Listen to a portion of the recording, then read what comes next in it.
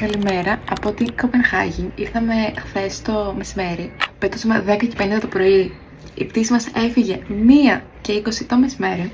Είχαμε 2,5 ώρες καθυστέρηση. Ευτυχώς μας κάνει ωραίο καιρό γιατί έλεγε βροχές και τις 3 ημέρες. Μέχρι στιγμής είναι πολύ όμορφα, είναι πολύ ήσυχα.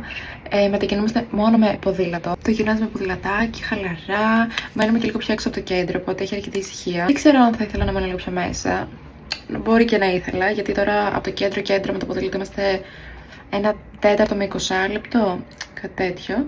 Αλλά οκ, κάνεις βόλτα, βλέπεις τις γειτονιές. Τώρα απλώς ανυπομονώ να πάω να πάρω ένα κρύο λάτε. Εδώ πέρα τέλος φαίνεται πεντανόστιμος, όπως και σε όποιον αρέσει το μάτσα, εδώ πέρα είναι και ο παράδεισός του. Είναι το πρώτο ταξίδι που δεν έχουμε βγάλει πρόγραμμα, έχουμε έρθει απλά έτσι.